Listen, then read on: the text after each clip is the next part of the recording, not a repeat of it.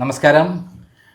അത് തദ്ദേശ സ്വയംഭരണ തെരഞ്ഞെടുപ്പിൽ UDFന് വലിയ നേട്ടങ്ങളുണ്ടായ ശേഷം ഇന്നലെ അവരുടെ UDF മീറ്റിംഗ് എറണാകുളത്ത് നടക്കുകയുണ്ടായി.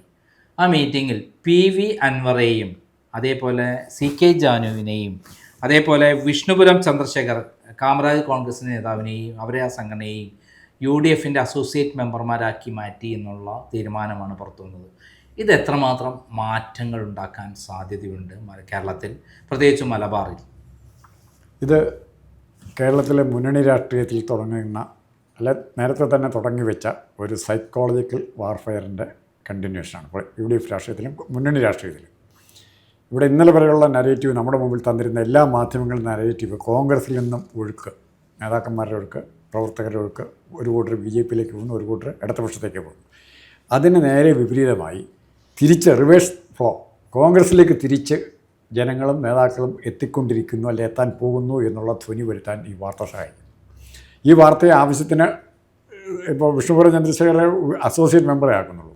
അതിൽ വലിയ അസോസിയേറ്റ് മെമ്പറും അല്ലാത്ത മെമ്പറും പറയുമ്പോൾ ഒരു MLA ആയിട്ട് വന്നിട്ട് നാളെ മന്ത്രിസ്ഥാനം ചോദിക്കാം ഘടകകക്ഷിയാണെങ്കിൽ.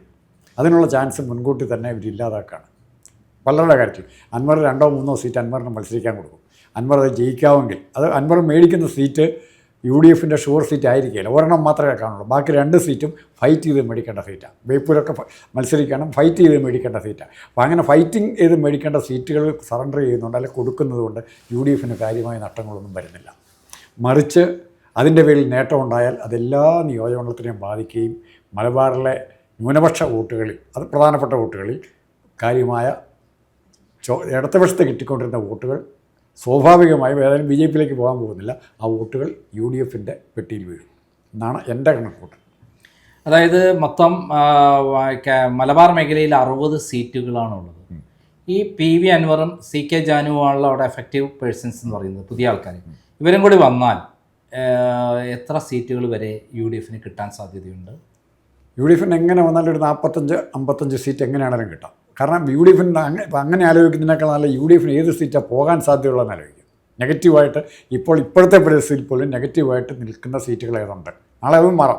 പിണറായി വിജയൻ്റെ സ്ഥാനത്തിന് അല്ലെങ്കിൽ ശബരിമല കുറേക്കൂടെ വേസ്റ്റായിട്ട് വരികയാണെങ്കിൽ പിന്നെയും നഷ്ടം വരും. അപ്പം ഈ എത്ര സീറ്റ് പോകും എന്നുള്ളതുണ്ട്. പിന്നെ രണ്ടാമത്തെ കാര്യം, ഏറ്റവും പ്രധാനപ്പെട്ട കാര്യം, കോൺഗ്രസ് ഇതുവരെ കൊടുക്കലിൻ്റെ രാഷ്ട്രീയമായിരുന്നു.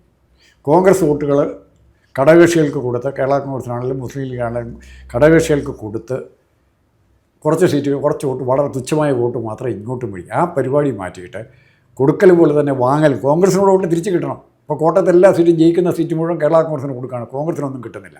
അങ്ങനത്തെ ഒരു മുന്നണി ബന്ധമായിരുന്നു ഇവിടെ ഉണ്ടായിരുന്നു. ആ മുന്നണി ബന്ധത്തിന് മാറ്റം വരാൻ പോകുന്നു. Congress is going to be assertive. പൂർണ്ണമായിട്ടും തൻ്റെ ശക്തി, കോൺഗ്രസിൻ്റെ ശക്തി കോൺഗ്രസ് കാണിച്ചു കൊടുക്കാൻ പോകുന്നു. അത് നമുക്ക് PV അൻവറിലെ എടുക്കാം. PV അൻവർ എന്നെ സംബന്ധിച്ചിടത്തോളം എൻ്റെ ഒരു എതിരാളിയാണ്. എന്നെ കള്ളക്കേസിൽ കൊടുക്കാൻ വേണ്ടി പ്ലാൻ ചെയ്ത ഒരാളാണ്, ഒന്നും നടന്നില്ല. അതേസമയത്ത് ഷാജിൻ സ്കറിയെ ബോധപൂർവം കള്ളക്കേസിൽ കൊടുക്കാൻ വേണ്ടി പ്രവർത്തിക്കുകയും അതിനനുസരിച്ചൊരു കരുക്കൾ നീക്കുകയൊക്കെ ചെയ്തിട്ട് പരാജയപ്പെട്ടത് നമ്മൾ കണ്ടാണ്. അതുമാത്രം വേട്ടയാണ് PV അൻവർ നടത്തിയിട്ടുള്ളത് നമുക്കറിയാം. പക്ഷെ അത് മാറ്റി നിർത്താൻ പറ്റും. ഇപ്പോൾ പൊളിറ്റിക്കലി നമുക്ക് എടുക്കുമ്പോൾ PV അൻവർ ആരായിക്കോട്ടെ, അദ്ദേഹത്തിന് 10-20,000 വോട്ട് നിലമ്പൂരിൽ ഒറ്റയ്ക്ക് പിടിക്കാൻ കഴിവുള്ള ആളാണെന്ന് തെളിയിച്ച ഒരാളാണ്.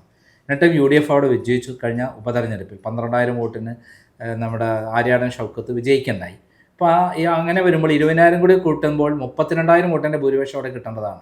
മാത്രമല്ല തദ്ദേശ സ്വയംഭരണ തെരഞ്ഞെടുപ്പിലെല്ലാം തന്നെ മലപ്പുറം ജില്ലയിൽ 16 നിയോജക മണ്ഡലങ്ങളും ഒറ്റക്കെട്ടായി UDFൻ്റെ കൂടെ നിലനിർത്താൻ കഴിഞ്ഞതിൻ്റെ ഒരു പ്രേരണ ശക്തി ചിലപ്പോൾ PV അൻവർ ആവാൻ സാധ്യതയുണ്ടെന്നുള്ള ഒരു നിഗമനത്തിലാണ് PV അൻവറേയും കൂടി കൂട്ടാമെന്നുള്ള തീരുമാനം വന്നിരിക്കുന്നത്. തദ്ദേശ സ്വയംഭരണ തെരഞ്ഞെടുപ്പിൽ ആ ഏരിയയിൽ PV അൻവറേയും കൂടെ കൂട്ടിയിട്ടാണ് അവിടെ ഇലക്ഷൻ പ്രവർത്തിച്ചത്. അതായത് തൃണമൂൽ കോൺഗ്രസ് ആണല്ലോ ഇപ്പോൾ അദ്ദേഹം. അപ്പോൾ തൃണമൂൽ കോൺഗ്രസ് എന്നുള്ള പ്രതിപക്ഷത്ത് നിൽക്കുന്ന, നാഷണൽ ലെവലിൽ നിൽക്കുന്ന ഒരു പാർട്ടി തന്നെയാണ്. തൃണമൂൽ കോൺഗ്രസ് ആരെയും കൂട്ടില്ലെങ്കിലും ഇവിടെ തൃണമൂൽ കോൺഗ്രസിനെയും കൂടെ കൂട്ടിയിട്ടുള്ള ഒരു സംവിധാനമാണ് ഇപ്പോൾ UDFൻ്റെ ഭാഗത്തുണ്ട്. അപ്പോൾ അത് എത്രമാത്രം മലബാർ മേഖലയിൽ ആഞ്ഞടിക്കും? ഓരോ ജില്ലയിൽ എടുത്തു കഴിഞ്ഞാൽ നമുക്കത് എങ്ങനെ കണക്കൂട്ടാം? ഇപ്പം കാസർഗോഡ് ഒരു ബാലൻസ്ഡായി പോയിക്കൊണ്ടിരുന്ന, അതിലവിടെ ബാലൻസ് എന്ന് പറയുമ്പോൾ പോലും മുസ്ലിം ലീഗിന് ഭൂരിപക്ഷം, അല്ലെങ്കിൽ മുസ്ലിം ലീഗിൻ്റെ സ്വാധീനം കാര്യമായിട്ടുള്ള ജില്ലയാണ് കാസർഗോഡ്. കാസർഗോഡ് ജില്ലയിൽ മുസ്ലിം വിരോധത്തിൻ്റെ പേരിൽ ആരെ പറഞ്ഞാലും നമ്മൾ നിഷേധിച്ചാലും BJP മാർക്സിസ്റ്റ് അലയൻസ് കുറച്ചൊക്കെ വർക്കൗട്ട് ചെയ്ത സ്ഥലമാണ് ഇത്. പിന്നെ രണ്ടാമത് പേരെടുത്ത് പറയേണ്ട ആവശ്യമില്ല, ചില കോൺഗ്രസ് നേതാക്കൾ അവരുടെ സ്ഥാനം ഉറപ്പിക്കാൻ വേണ്ടി കോൺഗ്രസിനകത്ത് തന്നെ പാരവയ്ക്കും, അത് ലീഗിന് കൂടുതൽ കൊടുക്കാൻ വേണ്ടി ബാധിക്കും, കാരണം അവർക്ക് ഉറപ്പ് കിട്ടണം. അത് ആ പേര് ഞാൻ പറയുന്നില്ല. അപ്പോൾ അങ്ങനത്തെ ഒരു കണ്ടീഷൻ മാറിയിട്ട് കോൺഗ്രസ്സിന് ജയിക്കണം എന്നുണ്ടെങ്കിൽ ലീഗിനെ മാന്യമായിട്ട് അക്കോമഡേറ്റ് ചെയ്തൊരു പൊളിറ്റിക്സിലേക്ക് പോകുന്നു. ലീഗിൻ്റെ ശക്തി അംഗീകരിക്കാൻ കോൺഗ്രസ് തയ്യാറായി. ഇപ്പം മലപ്പുറത്ത് എന്നിട്ട് ഞങ്ങൾക്ക് 10 സീറ്റ് മത്സരിക്കാൻ വേണമെന്ന് പറയുന്ന നമ്മൾ കാസർഗോഡ് എടുക്കാം. കാസർഗോഡ് 5 സീറ്റാണ്. 5 സീറ്റുണ്ട്. 5 സീറ്റിൽ ഇപ്പം ഈ കഴിഞ്ഞ തദ്ദേശ സ്വയംഭരണ തെരഞ്ഞെടുപ്പ് പ്രകാരം 4 സീറ്റ് UDFന് അനുകൂലമാണ് ഇപ്പോഴത്തെ പരിസ്ഥിതി. അതെ, അതായത് അവിടെ തൃക്കരിപ്പൂർ മാത്രമാണ് അത്യാവശ്യം ഇടതുപക്ഷത്തിനെ പിടിച്ചു നിൽക്കാൻ പറ്റിയത്. അവിടെ 6000 വോട്ടിന്റെ ഭൂരിപക്ഷമാണ്. ഇപ്പോൾ കഴിഞ്ഞ നിയമസഭാ തെരഞ്ഞെടുപ്പിൽ ഏകദേശം 35,000 വോട്ടിന്റെ ലീഡുള്ള സ്ഥലമാണ് തൃക്കരിപ്പൂര്.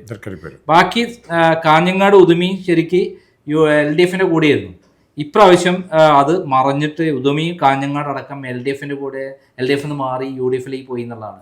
4 സീറ്റുകൾ അവിടെ UDFന് അനുകൂലമായി നിൽക്കുകയാണ്. അതിൽ ഉദുമ സ്പെസിഫിക്കായിട്ട് പറയാൻ പറ്റും. ഉദുമയിൽ കോൺഗ്രസിൻ്റെ ഏറ്റവും മോശമല്ലാത്ത നല്ല സ്ഥാനാർത്ഥിയാണ് പെരിയ ബാലകൃഷ്ണൻ, KPCC സെക്രട്ടറി ആയിരുന്നു. അവിടെ ബാലകൃഷ്ണനും അല്ലെങ്കിൽ വേറെ ഉണ്ണിത്താൻ്റെ പേര് പറയാം, ഉണ്ണിത്താനായിട്ടുള്ള ആഭ്യന്തര ശണ്ട ഇല്ലായിരുന്നെങ്കിൽ തുച്ഛമായ വോട്ടിന് അന്ന് തോക്കുന്ന ബാലകൃഷ്ണൻ അന്ന് തോക്കുന്നത് ഇപ്പോഴല്ല. ആ ബാലകൃഷ്ണൻ അവിടെ നിന്ന് വർക്ക് ചെയ്യാൻ പറ്റുന്നൊരു സാഹചര്യം ഉണ്ടായിരുന്നെങ്കിൽ, ഇവരുടെ കോൺഗ്രസിൻ്റെ മെഷീനറി മൊത്തം നിന്നിരുന്നെങ്കിൽ ഉറപ്പായിട്ടും ഉദുമ സീറ്റ് കഴിഞ്ഞ പ്രാവശ്യം ജയിക്കായിരുന്നു. 2000 വോട്ടിന് മറ്റാണ് തോക്കുന്നത് അന്ന് 2021 തോക്കുന്നത്. അതുപോലെ പക്ഷേ മറ്റേ സീറ്റ് കാഞ്ഞങ്ങാട് സീറ്റ് എന്ന് പറയുന്നത് ഒരു ലീഗ് ഓറിയൻറ്റഡ് സീറ്റാണത്. കൊള്ളാവുന്ന ഇപ്പോൾ ഷാജി അഴീക്കോടിന് പകരം കാഞ്ഞങ്ങാട് മത്സരിക്കുന്നെങ്കിൽ വ്യത്യാസം ഉണ്ടാവും, കുറേ കൂടെ വ്യത്യാസം ഉണ്ടാവും. അഴീക്കോട് കുറച്ചുകൂടെ പാർട്ടി മുസ്ലിംസാണ് കുറേ കൂടെ. ഇവിടെ അതിൽ കാഞ്ഞങ്ങാടതില്ല.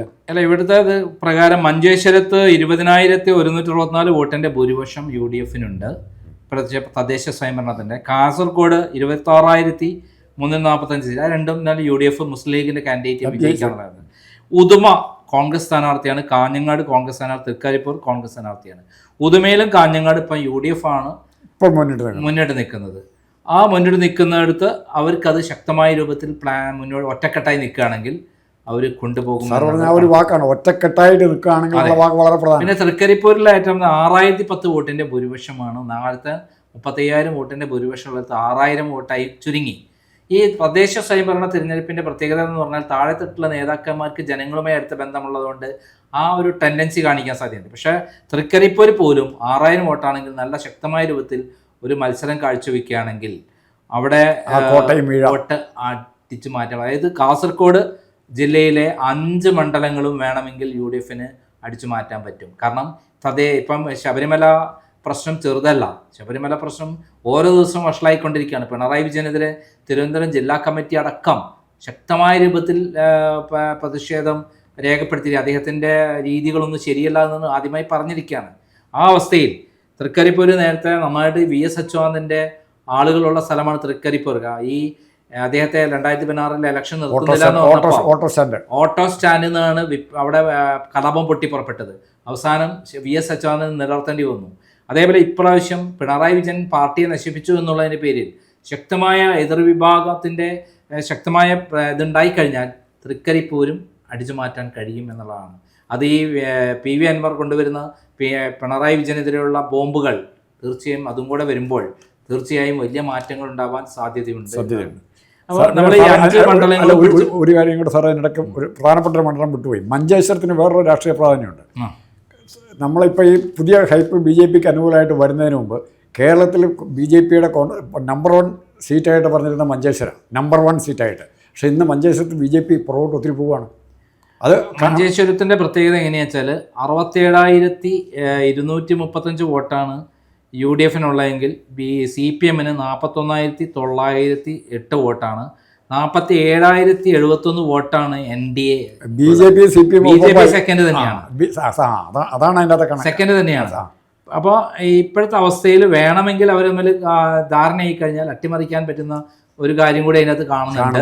അതുകൊണ്ടാണ് പറഞ്ഞത്. അപ്പോൾ കാസർഗോഡ് അതേപോലെ 70,000 വോട്ടാണ് UDFന്. അവിടെ BJPക്ക് സെക്കൻഡാണ്, 44,000 വോട്ടുണ്ട്. CPMന് 36,131 വോട്ടുണ്ട്. അത് നമുക്ക് വേറെ ചർച്ച.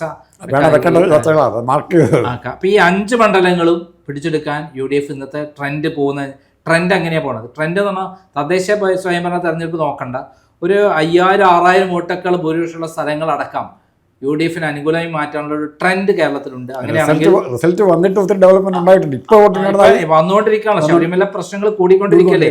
ഏറ്റവും പുതിയ വിവരം അതായത് ദാവൂദ് ഇബ്രാഹിമായിട്ട് പോലും ഇടപാട് നടത്തി പഞ്ചലോഹങ്ങൾ വിറ്റു എന്ന് പറയുന്ന വലിയ ഞെട്ടിക്കുന്ന ഒരു വാർത്ത പുറത്തു വന്നിരിക്കുക. പിണറായി വിജയൻ ദുബായിലൊക്കെ പോകുന്നത് ദാവൂദ് ഇബ്രാഹിമിനെ കാണാൻ എന്ന് പറയുന്ന ഒരു സംഭവം, ഡി കമ്പനിയുമായി കാണാൻ പോകുന്നതൊക്കെ വാർത്ത വരുന്നുണ്ട്. അമേരിക്കയിൽ ചികിത്സയ്ക്ക് മേലാതെ പോയി കഴിഞ്ഞ് തിരിച്ചു വരുമ്പോഴും ദുബായി ഇറങ്ങിയേ വരുള്ളൂ. അപ്പൊ നമ്മൾ ചിന്തിക്കുന്നതിലപ്പുറമുള്ള അധോലോക നായകനായിട്ട് ഞാൻ മാഫിയ തലവൻ എന്നൊക്കെ പറയുന്നത് ശരിയേ വരികയാണ്. ഓക്കെ, അടുത്തത് കണ്ണൂരിലേക്ക് കടക്കുകയാണെങ്കിൽ ഇപ്രാവശ്യം കണ്ണൂർ, അഴീക്കോട്, പേരാവൂർ, തളിപ്പറമ്പ് 5 സ്ഥലങ്ങളാണ് UDF കൂടെ നിന്നിരിക്കുന്നത്. ബാക്കി 5 സ്ഥലങ്ങൾ ഇവരും 6 സ്ഥലങ്ങൾ മറ്റവരും എന്നുള്ള രൂപത്തിലാണ് നിൽക്കുന്നത്. കണ്ണൂരിൽ ബേസിക്കായിട്ട് CPM-നോടൊപ്പം നിൽക്കുന്ന സീറ്റുകളുണ്ട്. പക്ഷേ കണ്ണൂരിൻ്റെ ഇപ്പോഴത്തെ പ്രാധാന്യം എന്ന് പറയുന്നത് മുൻ KPCC പ്രസിഡന്റ് K. സുധാകരൻ്റെയും ഇപ്പോഴത്തെ KPCC പ്രസിഡന്റ് സണ്ണി ജോസഫിൻ്റെയും ജില്ലയാണത് കണ്ണൂർ. 2, കണ്ണൂരിലെ കുടിയേറ്റ മേഖലകളിൽ പേരാവൂർ, പയ്യാവൂർ തുടങ്ങിയ കുടിയേറ്റ മേഖലകൾ അനക്കാൻ മാർക്സിസ്റ്റ് പാർട്ടിക്ക് ഇതുവരെ പറ്റിയിട്ടില്ല. കാലാകാലങ്ങളായി അത് KC ജോസഫ് ആണെങ്കിലും നൂറുദ്ദീൻ ആണെങ്കിലും എല്ലാവരും ജയിച്ചു. പറ്റിയിട്ടില്ല. ഇരിക്കൂറിൽ 21,960 വോട്ടിന്റെ ഭൂരിപക്ഷം ഉണ്ട്. അത് ആ കോട്ടകൾ ഉറപ്പിക്കും. പേരാവൂരിൽ സണ്ണി ജോസഫിന്റെ സ്ഥലത്ത് 10,230 വോട്ടിൽ കോൺഗ്രസിന്റെ കയ്യിലുള്ള സിറ്റിംഗ് സീറ്റുകളെ തൊടാൻ ഇപ്പോഴും മാർക്സിസ്റ്റ് പാർട്ടിക്ക് പറ്റിയിട്ടില്ല. ഇനി കിട്ടാനുള്ള ആർക്കോ അപ്പോൾ ഇനി കിട്ടുന്ന അഡീഷണൽ ആയിട്ട് കിട്ടുന്ന എല്ലാം കോൺഗ്രസിനാണ് കിട്ടാനുള്ളത്. അതിന് ആ വ്യത്യാസമുണ്ട്. അപ്പോൾ കണ്ണൂരിൽ 7 സീറ്റാണ് ഇപ്പം അവർ മുന്നിട്ട് നിൽക്കുന്നത്. അതിൽ ഏതെങ്കിലും സീറ്റ് അട്ടിമറിക്കാൻ സാധ്യതയുണ്ടോ? ഒന്ന് ഞാൻ വായിക്കാം. ഇപ്പോൾ കണ്ണൂർ കോർപ്പറേഷൻ ഏരിയ UDF കിട്ടുമെന്നുള്ള ഉറപ്പായി കഴിഞ്ഞു. പ്രാവശ്യം കടന്നപ്പള്ളി രാമേന്ദ്രൻ്റെ വ്യക്തിത്വം കൊണ്ട് ജയിച്ചു പോയ സ്ഥലമാണ്. ഇനി അദ്ദേഹം നിൽക്കാൻ സാധ്യതയില്ല, വയസ്സായില്ലേ. പിന്നെ അഴീക്കോട് 2110 വോട്ടിന്റെ ഭൂരിപക്ഷമാണ് UDF. അതേ സമയത്തും തിരിച്ചു പിടിക്കാം. അതും ഇപ്പോഴത്തെ ട്രെൻഡിൽ പിടിക്കാവുന്നതാണ്. പിന്നെ പേരാവൂർ UDF അനുകൂലമായ മണ്ഡലമാണ്. ഈ 3 മണ്ഡലങ്ങൾ UDF അനുകൂലമായിട്ടാണ് നിൽക്കുന്നത് ഈ പഞ്ചായത്ത് മുനിസിപ്പാലിറ്റി ഇലക്ഷനില്. പിന്നെ തലശ്ശേരിയിൽ വലിയ ഭൂരിപക്ഷത്തിൽ 38,000 വോട്ടിന്റെ ഭൂരിപക്ഷത്തിന് LDF നിൽക്കുന്നു. പയ്യന്നൂരിൽ 32,113 വോട്ടിന്റെ ഭൂരിപക്ഷത്തിന് നിൽക്കുന്നു. മട്ടന്നൂർ 15,350 വോട്ടിന്റെ ഭൂരിപക്ഷത്തിന് നിൽക്കുന്നു. മട്ടന്നൂരെ ഫാക്ടർ അവിടെ പട്ടന്നൂർ പ്രത്യേകം 62,000 വോട്ടിന്റെ ഭൂരിപക്ഷത്തിൽ നമ്മുടെ ശൈലജ റിക്കാർഡ് ഭൂരിപക്ഷം ഉണ്ടായിരുന്ന സ്ഥലത്താണ് 15,350 കുറഞ്ഞത്. അതായത് 47,000 വോട്ട് പോയി. ഇനി വീണ്ടും ഒരു 15,000 പോയി. പിന്നെ ഏറ്റവും രസം എന്താ വെച്ചാൽ കൂത്തുപറമ്പ് 38,000 വോട്ടിന്റെ ഭൂരിപക്ഷം അവർക്കുണ്ട്. കല്ലാശ്ശേരി 30,000 വോട്ടിന്റെ ഭൂരിപക്ഷം ഉണ്ട്. ധർമ്മടത്ത് 25,577 വോട്ടായി മാറി. 58,000 വോട്ടായിരുന്നു. അതായത് 33,000 വോട്ട് പിണറായി വിജയന് കിട്ടേണ്ട വോട്ട് അവിടെ ഭൂരിപക്ഷം കുറഞ്ഞു. അപ്പോൾ അവിടെ 33,000 മറ്റേത് 47,000 വോട്ട് പോയി എന്ന് പറയുമ്പോൾ ഭയങ്കര മാറ്റമാണ് ഉണ്ടായിട്ടുള്ളത് അവിടെ. പിന്നെ തളിപ്പറമ്പ് 2,000 വോട്ടിന്റെ ഭൂരിപക്ഷം UDF-നാണ്. ഇപ്പോൾ ഒരു കുന്നിന്റെ മുകളിൽ നിന്ന്. അപ്പൊ ഇതിൽ വലിയ മാറ്റങ്ങൾ ഉണ്ടാവുക സാധ്യമാണോ എന്നുള്ളതാണ്. ധർമ്മടം, കല്യാശ്ശേരി, കൂത്തുപറമ്പ്, മട്ടന്നൂര്, പയ്യന്നൂര്, തലശ്ശേരി ഈ മണ്ഡലമാണ് ഇപ്പം LDF ഭൂരിപക്ഷം നിൽക്കുന്നത്. കാരണം ഇത്രയും 2 സ്ഥലത്ത് ഇത്രയും മാറ്റം ഉണ്ടായെങ്കിൽ ഈ പിന്നെ PV അൻവർ വരികയും ചിലപ്പോൾ PV അൻവർ പിണറായിക്കെതിരെ മത്സരിക്കില്ല എന്ന് പറയാൻ പറ്റില്ല. അല്ല, അങ്ങനെ മത്സരിച്ചാലും മത്സരിച്ചില്ലെങ്കിലും ഈ നമ്മളൊരു കുന്നിൻ്റെ മുകളിൽ നിന്നൊരു കല്ലങ്ങോട്ട് ഉരുട്ടിയിട്ട് അല്ലെങ്കിൽ തരംഗം അങ്ങോട്ട് ഉരുട്ടിയിട്ടിരിക്കുക, അത് ആരെയൊക്കെ ഞെരിഞ്ഞമർത്ത് പോകുമെന്ന് നമുക്ക് ഒന്നും പറയാൻ പറ്റില്ല. ഈ 7 സീറ്റിനെ കുറിച്ച് നമുക്ക് പ്രത്യേകിച്ച് ഒന്നും പറയാൻ പറ്റില്ല. അല്ല, പയ്യന്നൂര്, തലശ്ശേരിയൊക്കെ ധർമ്മടമൊക്കെ വേണമെങ്കിൽ നമുക്ക് CPM തന്നെ ചെയ്യും. ഇപ്പം ഞാൻ പറയാൻ പറ്റുന്ന മട്ടന്നൂരാണ് പറയാൻ പോകുന്നത്. 67,000 വോട്ടിന് വെച്ചാൽ മട്ടന്നൂര് ശൈലജ ഒരു നെഗറ്റീവ് ഫാക്ടറായിട്ട് CPM-നെ ബാധിച്ചാൽ മട്ടന്നൂരിൻ്റെ കോൺഗ്രസിൻ്റെ കൈപ്പത്തിയായിരിക്കും അവിടെ വരാൻ പോകുന്നത്. ഒന്നും പറയാൻ പറ്റില്ല. മട്ടന്നൂര് ആടാം, വേണമെങ്കിൽ വീഴാവുന്ന സീറ്റാണ് മട്ടന്നൂര്, ആദ്യത്തെ സീറ്റ്. ധർമ്മടം അതേപോലെ 20 എല്ലാം മട്ടന്നൂര് മാറാൻ സാധ്യതയുണ്ട്. ധർമ്മടത്ത് വരാൻ പോകുന്നത് പിണറായി വിജയന് സ്കോപ്പില്ല, അടുത്ത മുഖ്യമന്ത്രിയാകാൻ പറ്റില്ല എന്നുള്ള ധാരണ അണികളിലേക്കൂടെ വന്നാൽ ഇന്നത്തെ അവസ്ഥയിൽ പിണറായി വിജയൻ മത്സരിക്കാൻ സാധ്യത കുറവാണ്. ഇങ്ങനെയാണ് ഇതിൻ്റെ മാർക്സിസ്റ്റ് പാർട്ടിയെ കുളിപ്പിച്ച് കിടത്തിയത്. ഇങ്ങനെ പിണറായി വിജയനാണെന്നുള്ള തോന്നൽ അണികളിൽ എത്തിക്കഴിഞ്ഞാൽ ആ സെക്കൻഡിൽ ചിലപ്പം ധർമ്മടം വരെ ആടും. ഇനി കോഴിക്കോടേക്ക് കടന്നാൽ കോഴിക്കോട് 13 സീറ്റാണുള്ളത്.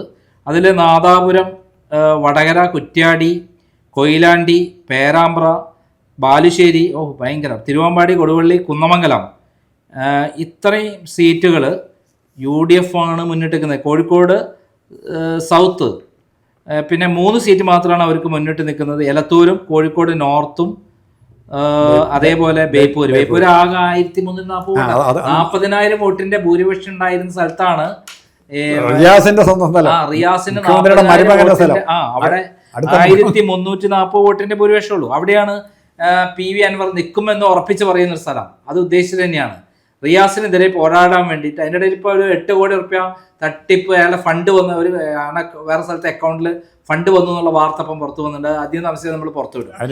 അതായത് മുഹമ്മദ് റിയാസിന് കൈക്കൂലി ഇനത്തിൽ 8 കോടി രൂപ ഒരു ബിനാമി അക്കൗണ്ടിന്റെ പേരിൽ വന്നിട്ടുണ്ട് എന്നുള്ള വിവരം കിട്ടിയിട്ടുണ്ട്. അത് നമുക്ക് പുറത്തു വിടാം. അപ്പോൾ ഇതിൽ 13 സീറ്റിൽ വേണമെങ്കിൽ ഇപ്പം ആകപ്പാടെ ബേപ്പൂര് സൗത്ത് എന്ന് പറഞ്ഞാൽ നോർത്ത് എന്ന് പറയുന്നത് 6030 വോട്ടിന്റെ ഭൂരിപക്ഷമേ ഉള്ളൂ. പിന്നെ എലത്തൂർ എന്ന് പറയുന്നത് 5337. നമ്മളെ ആരാണ്? ശശീന്ദ്രൻ. ഈ 2 സ്ഥലങ്ങളും കാണില്ല. അപ്പൊ ഈ 3 സ്ഥലങ്ങൾ വേണമെങ്കിൽ ഈ ട്രെൻഡിൽ കടപഴകി വിടാൻ സാധ്യത. 13 സീറ്റും ഇത്തവണ അത് തലശ്ശേരി, കണ്ണൂര്, നമ്മുടെ കാസർഗോഡ് 5 സീറ്റും, അതേപോലെ ഇവിടെ 6 എന്നുള്ള നിലയ്ക്ക് കണ്ണൂരാവും. ഇവിടെ നമുക്ക് വേണമെങ്കിൽ 13 UDF നേടാൻ സാധ്യത. ശശീന്ദ്രന്റെ കാര്യം നമ്മൾ ഒരു എഫക്ട്, ഷാഫി എഫക്ട് എന്ന് പറഞ്ഞാൽ വേറെ പോസിറ്റീവ് എഫക്ട് ഉണ്ടായി അവിടെ. അപ്പൊ മലബാർ മേഖലയിൽ ഷാഫി PV അൻവർ ഒരുമിച്ച് നിന്ന് കഴിഞ്ഞാൽ ചിലപ്പോൾ ചിത്രം ഈ ഒരു 4-5 സീറ്റിൽ ഒരു ചുമപ്പ് വിമുക്ത വരുവാൻ സാധ്യത. ഇനിയിപ്പോ നമ്മള് വയനാട്ടിലെ അടക്കാണെങ്കിൽ ഇപ്പൊ കൽപ്പറ്റ, സുൽത്താൻ ബത്തേരി, മാനന്തവാടി ഇപ്പം തന്നെ വലിയ ഭൂരിപക്ഷത്തിൽ UDF നിൽക്കുകയാണ്. അവിടെ ഇരിക്കുമ്പോൾ തിരിഞ്ഞു നോക്കേണ്ട ആവശ്യമില്ല. മലപ്പുറത്തേക്ക് മലപ്പുറം, കുണ്ടോട്ടി, നിലമ്പൂർ, വണ്ടൂർ, കോട്ടക്കൽ, എറണാട്, വള്ളിക്കുന്ന്, താവന്നൂർ, തിരുരങ്ങാടി, തിരൂർ, പെരിന്തൽമണ്ണ, മഞ്ചേരി, താനൂർ, മങ്കട, പൊന്നാനി, പിന്നെ വേങ്ങരയിൽ 45,000 വോട്ടിന്റെ ഭൂരിപക്ഷമാണ് നിൽക്കുന്നത്. ആര്? നമ്മുടെ കുഞ്ഞാലിക്കുട്ടീൻ്റെ സ്ഥലം. കുഞ്ഞാലിക്കുട്ടി അവിടെ നയിച്ചത്.